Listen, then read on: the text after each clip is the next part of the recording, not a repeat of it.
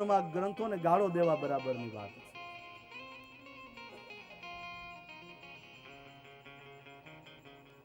અને એથી જ આ કથા જગતની દુર્લભ છે. બધાને આ કથાનો લાભ નથી મળતો.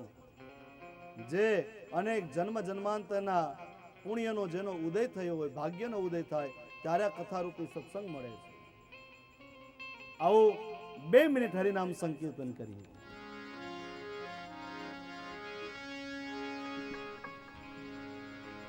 गोविंद मेरो है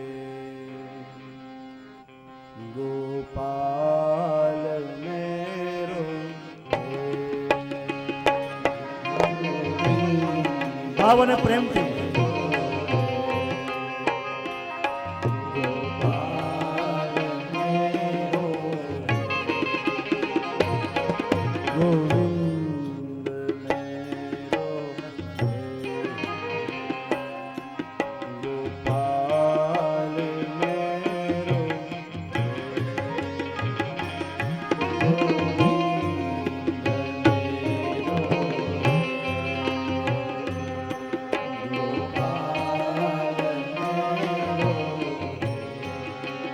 આ કીર્તન શેના માટે ખબર છે? સત્યયુગની અંદર ભગવાનની પ્રાપ્તિ હોમ હવન કરવાથી થતી. પછી દ્વાપરની અંદર મોટા મોટા જપ તપ કરવાથી ભગવાનની પ્રાપ્તિ થાય. દ્વાપરમાં અનુષ્ઠાન કરવાથી ભગવાનની પ્રાપ્તિ થાય. અને કળિયુગમાં કેવળ આ કીર્તનથી ભગવાનની પ્રાપ્તિ થાય છે. માટે કીર્તન કરીએ છીએ. ભાવ અને પ્રેમથી ભગવાનનું કીર્તન કરવાનું. भाव और प्रेम से पुकारिए उनको. मेरे प्रभु की लीला है.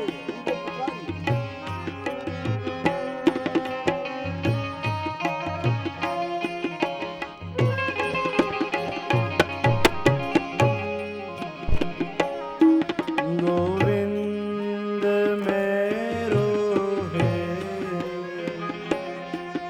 गोपाल मेरो है. गोविंद मेरो है गोपाल मेरो है. गोविंद मेरो है गोपाल मेरो है. गोविंद मेरो भाव से गाइयो. गोपाल मेरो है श्रीपाद बिहारी नंदलाल मेरो है. श्रीपाद बिहारी नंदलाल मेरो है. जय हो. भाव और प्यार से प्रभु को पुकारे. अपने हृदय में परमात्मा को विराजमान करते हुए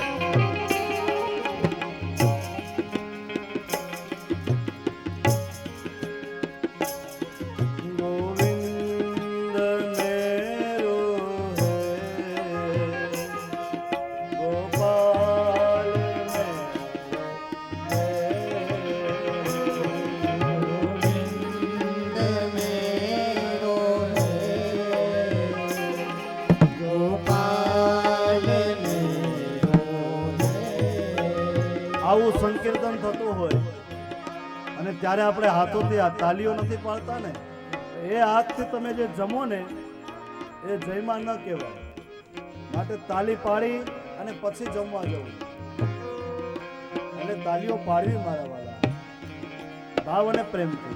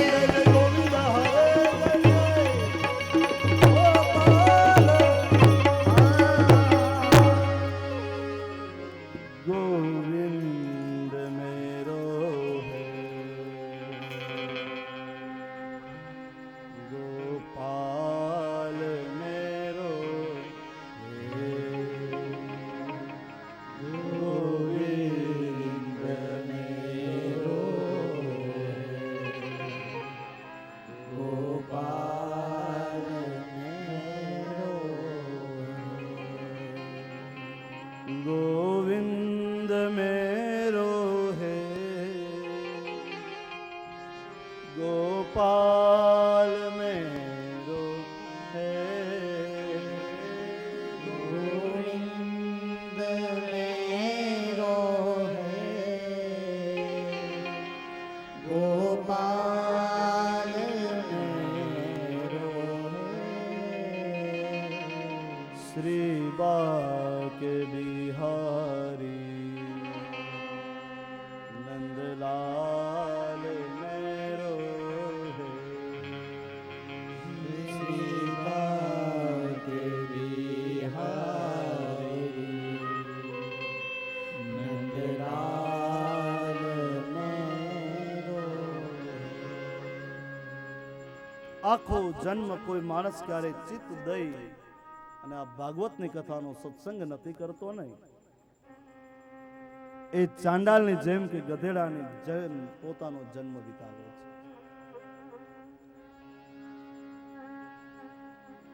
માટે આ સુખ શાસ્ત્રનો મહિમા છે, ઘરે વાંચી લેવું, ઘરે ભાગવત લઈને વાંચી લેવું. બાકી જીવન છે ચાંડાલ જેવું જીવા ગણાશું.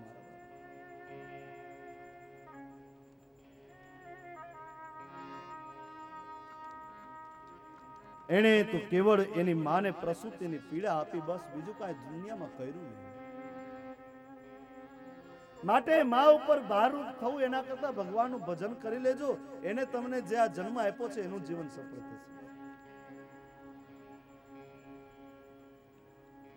જેણે ભગવાન સુખદેવે કહેલી કથા નથી સાંભળીને એ ખરેખર તો એક જીવતા મળદા સમાન છે. એવા પશુ જેવા માણસને ધિક્કાર છે. માટે ભગવાનનું ભજન કરી લેજો. અને તેથી જ આ કથા જગતની અંદર દુર્લભ છે. કથા મેળવવી સહેલી નથી, બહુ દુર્લભ છે આ વસ્તુ, એમને મળતી નથી કથા. હા, ભાગવતની કથા નામ હોય કથાનું, પણ પછી ખાલી સાસુઓની વાતો હોય એને કથા ન કહેવાય. ભાગવતના 18,000 શ્લોક છે, એ શ્લોકને બોલતા જાય, એનું વર્ણન કરતા જાય, એનું નામ કથા. બાકી તો બાયણીની વાતો તો ઘણી બધી કથામાં મળે, એને કથા ન કહેવાય. ગામો ગામ કથાકારો છે અત્યારે, મન થાય વાતો કરે, ભાગવતના શ્લોકની ખબર ના હોય અને એનું કથા કરતા હોય. અને આપણને પાછું એવું ગમે, આપણને એવું ગમતું હોય. ખરેખર જે ભાગવતની કથા છે એને સાંભળવું. આ કથા દુર્લભ છે, એમને નથી મળતી મારા બાપ. ઘણા કથા નક્કી કરવા જાય એટલે પેલા ભાવ કરે, હું લેહો, કોઈના બાપની જાગીર છે આ કે હું વેચી શકું, તમે આને ખરીદી શકો? આની કિંમત ન હોય. આ અમૂલ્ય છે. આ તો નિષ્ઠા અને પ્રેમથી મળે, પૈસાથી ન મળે આ વસ્તુ. એટલે હું તો ઘણી વાર કહેતો હોય, કથા કરવા જાય ને, કથા કરતા હોય અહીંથી ત્યાગ અને વૈરાગ્યની વાતો કરતા હોય, ધ્યાન હોય પોથી ઉપર કાંઈ કેટલા ધૈર્યા. આ કથા કરવાનો મતલબ શું? એના કરતા ઘરે બેવું કથા કરવા ક્યાંય જવાય? માટે નિષ્ઠાથી કથા કરવી એક પ્રકારનો વ્યવહાર છે, સમજાય. પણ તમે જેવું નિષ્ઠાથી કર્મ કરો એવું ઈશ્વર એનું ફળ તમને આપે છે. માટે આ કથા છે, આ દુનિયાની અંદર, આ જગતની અંદર આ કથા દુર્લભ છે. સહેલાઈથી કથા આપણને મળતી નથી.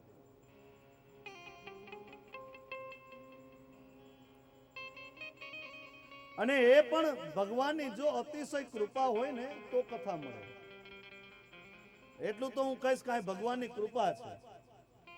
આ પારો ચડાવવા માટે નહીં, જે વ્યાસ ગાદી છે કોઈના વખાણ ખોટા ન કરે, જે સત્ય હોય ને એ બોલે. અહીંયા ખરેખર ભગવાનની કૃપા છે. આ તમારા લક્ષ્મણ બાપાની કૃપા છે કે બીજે દી આટલા શ્રોતા છે. કાલ આ મંડપ વાળા ભાઈનું નામ છે ને કે વધારી દેજો, આ બધું ઘટવાનું.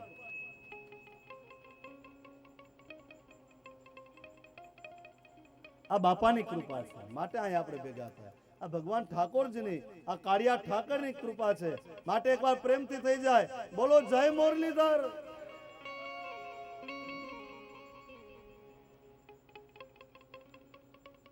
આ ઠાકોરની કૃપા ઉતરે તો આ કથા મળે. ભલે ગમે એટલા પૈસા ખર્ચો, પણ અધિકાર વિના તો નથી જ મળવાનું. ઘણી જગ્યાએ આપણે દ્રષ્ટાંત સાંભળ્યું ને, એક ભાઈ યજમાને કથા કરાવી, બહુ સારી એવી કથા કરી, બહુ ખર્ચો કર્યો. ઓલી પોથી યાત્રા નીકળી ને, એમાં કોઈ ફટાકિયા ફોડતું હતું ને, યજમાન જે મુખ્ય હતો ને એના કાન પર ફટાકડો ફૂટ્યો, કાનમાં પડી ગઈ ધાક. બાપાને થઈ ગયું સાંભળવાનું બંધ. વ્યાસજી કથા કરે, ભટ્ટ બાપા કથા કરે, ઓલાને કાંઈ સંભળાય નહીં. 8 દી સુધી સાંભળ્યા વિનાનો રહ્યો. છેલ્લે દી પાછી પૂર્ણાહુતિ થઈ, પોથી હાલી, વળી કોકે ફટાક્યો ફોડ્યો, ધાક ખુલી ગઈ. કથા દરમિયાન ન સાંભળવા મળી. એટલે આવી ધાક ન પડી જાય, ધ્યાન રાખજો.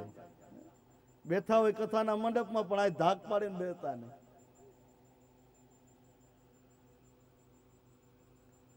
પરમાત્માની કૃપા જો મળે તો આ કથા મળે મારા વાલા, એમને નથી મળતી.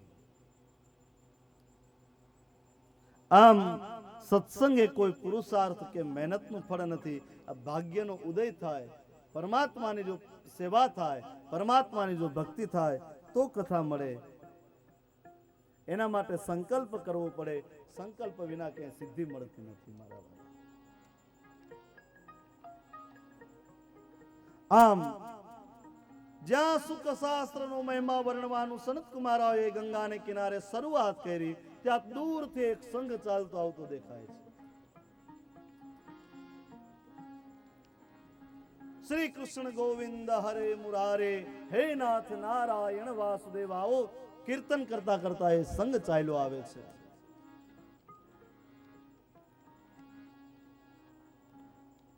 હે સૌનક સાંભળો, સુતજી સૌનકને આ વાત કરે છે. ત્યાં એક આશ્ચર્ય થયું. ભક્તિ મહારાણી પોતાના પુત્રો સાથે હરિનામ સંકીર્તન કરતા કરતા ત્યાં પધાર્યા. કથા ચાલે છે. ગંગાને કિનારે વૃદ્ધ જ્ઞાન અને વૈરાગ્ય સુતા છે યમુનાને કિનારે. આ ભાગવત શાસ્ત્રનો મહિમા જુઓ.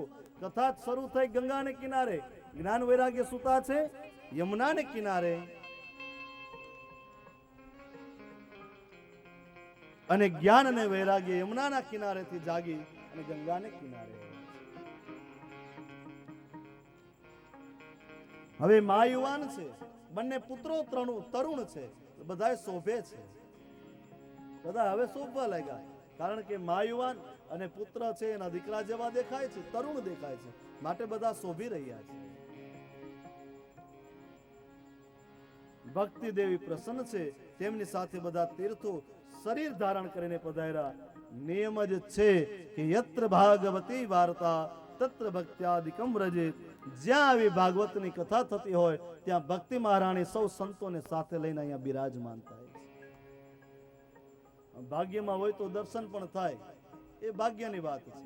બાકી આ બધા તીર્થો, બધા ઋષિઓ, ભગવાન કાર્યો ઠાકર અહીં બિરાજમાન હોય એટલી મને ખબર છે. બાકી ભાગવતની કથા થાય નહીં.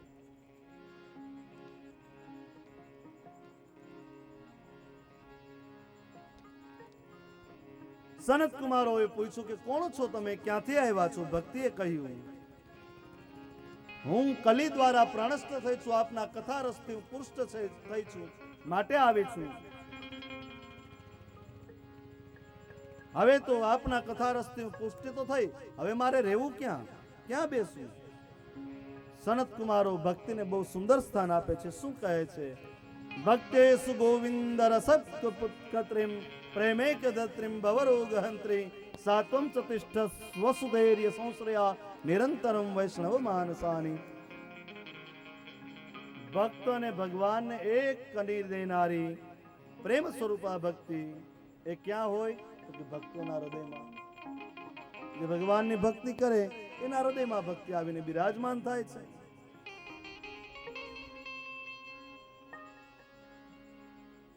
કથા સાંભળવા બેઠેલા મારા વૈષ્ણવોના હૃદયમાં ભક્તિ બેસે છે. અત્યારે બધાના હૃદયમાં ભક્તિ બિરાજમાન થાય છે. અને એ ભક્તિ મારો નાથ આપે, મારો ઠાકર આપે છે. બાકી એમને ક્યાંય બેસાતું નથી. ઘરે ઘણા એને નીંદર ન આવતી હોય ને, એ અહીંયા આવીને હુઈ જાય એવા દાખલા છે. બોલો, અહીં એટલી શાંતિ છે આમાં. નકા એટલો અવાજ થતો હોય. ઘરે કોકે ટીવી ફૂલ રાખ્યું હોય તો માણસને ઊંઘ ના આવે, એમ કે આ બંધ કરીને તો નીંદર થાય. અહીંયા એટલા માઇક વાગે છે છતાંય માણસને ઊંઘ આવે. 3 કલાક એવા શાંતિથી ઉતા હોય. માટે અહીંયા આવીને હુઈ જાજો, પણ અહીંયા આવજો, અહીંયા નીંદર કરવા આવજો. વાલા નીંદર કરજો.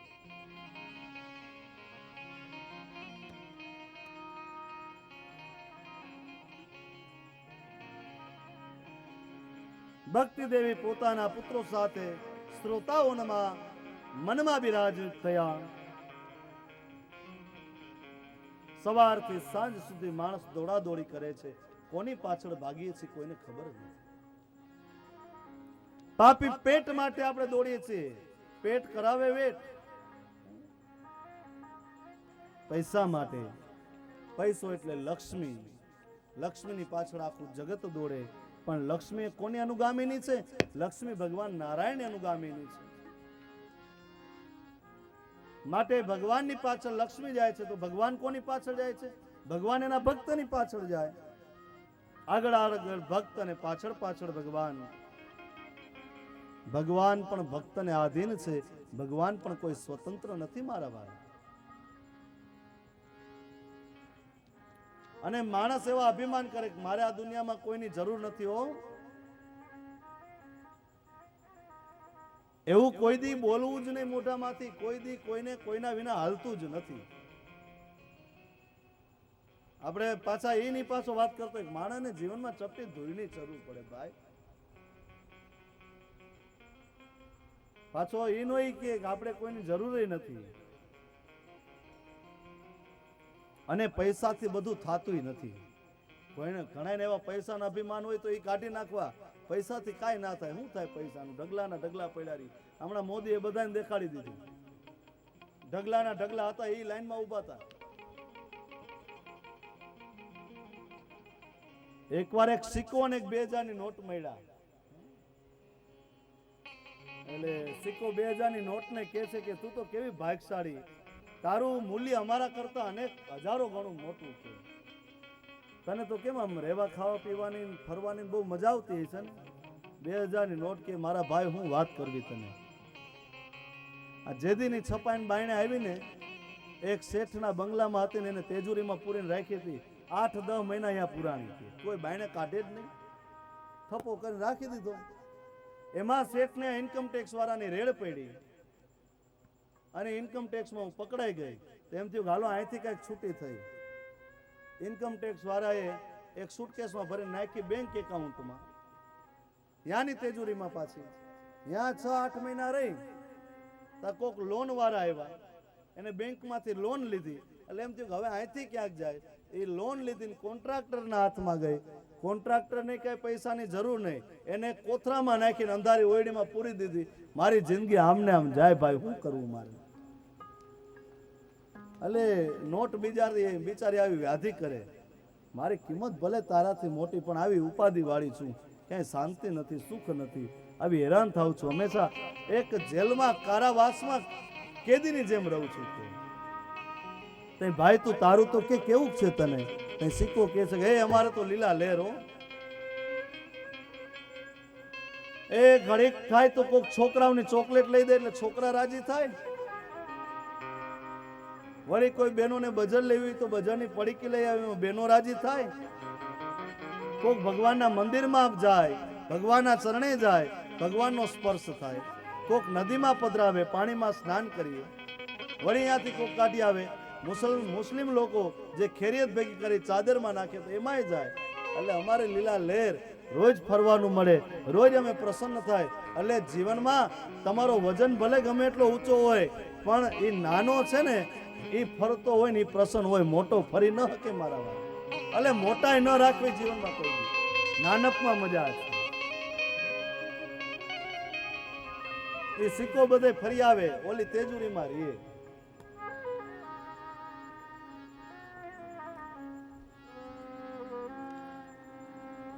કબીરા મન નિર્મલ ભયો જેસો ગંગાની પીછે પીછે હરી ફિરે કહત કબીર કબીર કહત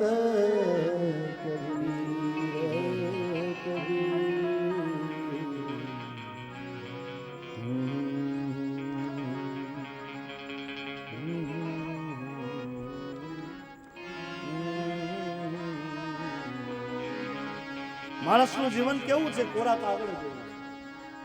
ગમે એટલું કરે એટલે કે ને મેરા જીવન કોરા કાગજ કોરા હી રહે.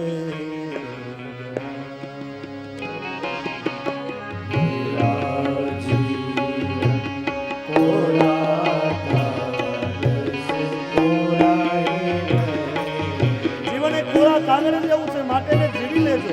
તમારી પાટી કોરી રાખજો તો કઈક લખાશે.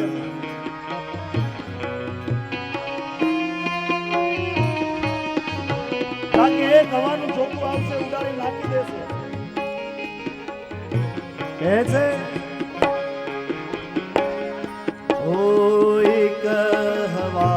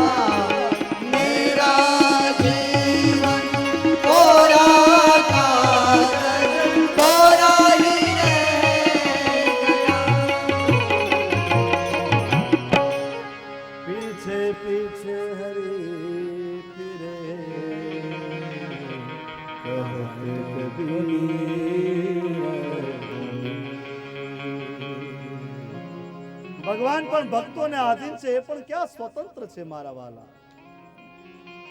ભગવાન પણ સ્વતંત્ર નથી.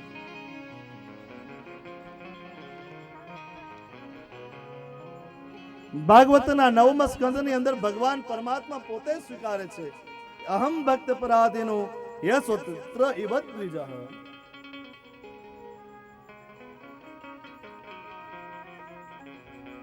જિજ્ઞાસુ અને મુમુક્ષુ આ બે પ્રકારના સાધકો છે. સિદ્ધ નથી. They are on their way. કોઈ ભગવાનને ભજતું નથી મારા. હજી આપણે આપણા લક્ષ્ય સુધી પહોંચ્યા નથી. પ્રભુ પાસેથી ચાહનારા ઘણા છે, પણ પ્રભુને ચાહનારા ઓછા છે. આપણે પ્રભુ પાસેથી ઘણું જોઈએ છે, પણ પ્રભુ જોઈએ છે ખરો? ભગવાન પાસેથી ઘણી વસ્તુઓની આશા છે, પણ એ ભગવાન આપણે જોઈએ છે? એટલે કે ઉમાશંકર જોશી લખી ગયા, એ ત્રણવાના મુજને મળ્યા અને હૈયું હે મસ્તક હાથ હે બહુ દઈ દીધું તેના હે ચોથું નથી માંગ. ત્રણવાના મુજને મળ્યા આ હૈયું મસ્તક હાથ હે હા